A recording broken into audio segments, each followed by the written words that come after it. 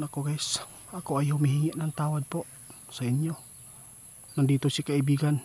Siya po mismo ang mapapakinggan po ninyo sa ipinapaabot po niya ngayon. Hindi po ito maganda guys pakinggan dahil po ay nakakatakot po. Iba po ito sa kalamidad guys na hindi po ito inaasahan po natin na makita ng mga kaibigan natin. Meron po siyang nakikita po ngayon guys na mga plano. Lalo na sa mga malalaking city, mga building. Lalo na yung mga tao na pasyalan. Naku, mag-ingat po kayo. Sa lahat po ng may karamdaman sa puso pag napanood po nyo ito, no, ako ay magbabala. Mag-skip lang po kayo. Huwag po kayo manood dito guys. Dahil po, iba po ang nakita ng ating kaibigan na plano po ngayon sa mga tao ngayon po na maghahasik po ng lagim po dito sa ating mundo. Hindi lang po dito sa ating bansa guys. Hindi pa rin safety dito. Kaibigan, kailan lang po ito nakita ninyo?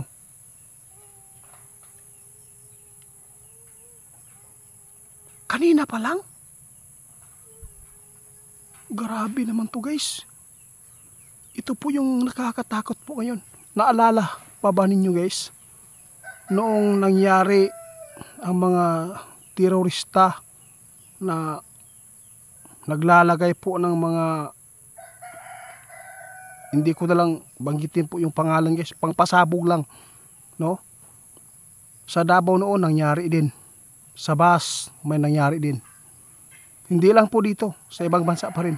Ngayon guys, nakuha ng ating kaibigan guys na mayroon po maghahasik na naman po ng lagim. May mga plano naman pong hindi maganda sa mga tao, ng mga inosente. Kaibigan, ano po ba ang patawad daw guys kung ito man po ang naipaabot ng ating kaibigan? Sa lahat po ng mga mahilig mamasyal sa mga building na tulad po ng mga mall, no? Dapat po, no, yung mga guard natin, i-check po natin lahat ang pumapasok sa mga convenience, di ba? Kaibigan, maganda po. Huwag po niyo piliin. Kung sa tingin po niyo mayamang tao na tingnan, halugugin po natin. Kasi nakita ng ating kaibigan ngayon, hindi lang po dito sa Pilipinas guys. Pangbuong daigdig po ito na may mangyayaring pagpapasabog guys sa mga malalaking building, lalo na yung mga pasyalan ng mga tao. Kaibigan, salamat po sa babala. Alam ko, naintindihan ko po yung kaibigan. Nagpasalamat nga ako kung ito po ang inyong nakita ngayon na impormasyon. Dahil po makapagbigay tayo ng babala sa mga tao makapanood.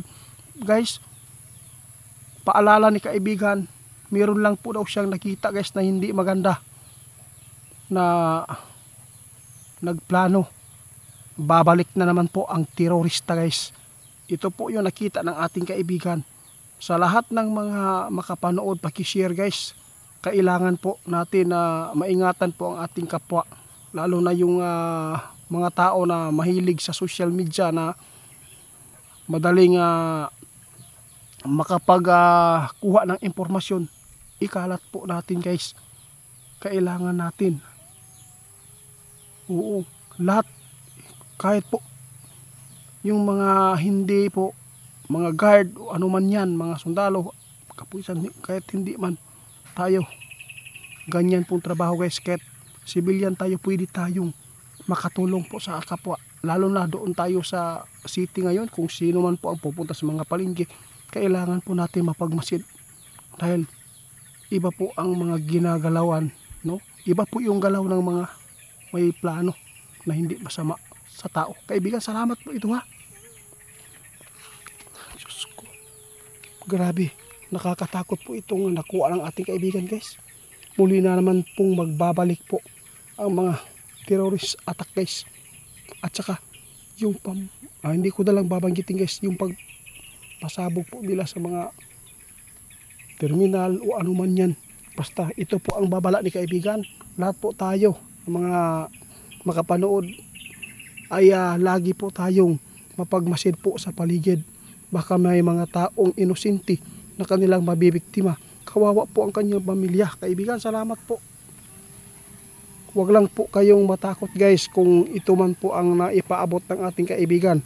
At least po ay mayroon na tayong nakuhang mga impormasyon at makapagbigay na po ito ng babala sa mga tao makapanood at hindi lang po magkampante kung saan man tayo namamasyal sa palengke, sa mall, lahat po ng mga sulok-sulok dyan na mga lugar na pasyalan, lalo na yung mga maraming tao.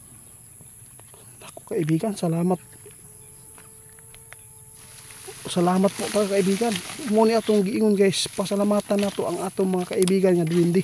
Kaya nga no, walay lain na makapag-detect nito guys, na ito ay nakikita lang lamang nila sa kanilang kaharian. Kaya agad-agad po niya tayong ipinatawag ng emergency dahil po ay napaka-importante talaga ang kanyang ipinapaabot.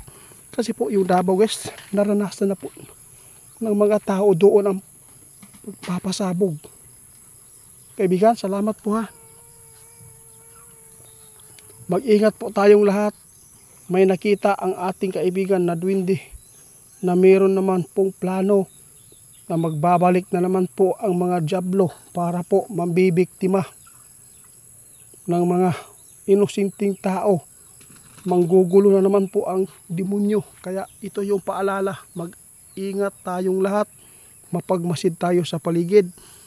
Ito po ay hindi pananakot kundi paalala lang po sa lahat ng mga taong mahilig na mamasyal po sa mga lugar na maraming tao, dahil kung hindi kayo nagmamasid sa paligid, posible isa din kayong mabibiktima nito at mapapahamak.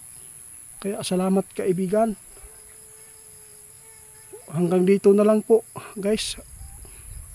Grabe, nakakatakot po ang impormasyon na nakalap ng ating kaibigan doon sa kanilang kaharian. Na ay plano na po ang mga demonyo karon guys, na ito ay gawin nila sa mga lugar na maraming tao guys, para po manggugulo na naman po ang mga dyablo. Mag-ingat tayo guys ha, hindi pa nangyari ang nakasulat sa Biblia. May mga nakasulat sa Biblia, hindi pa totally na nagaganap. Kaya salamat kaibigan sa impormasyon. Hanggang dito na lang muna guys. Salamat po.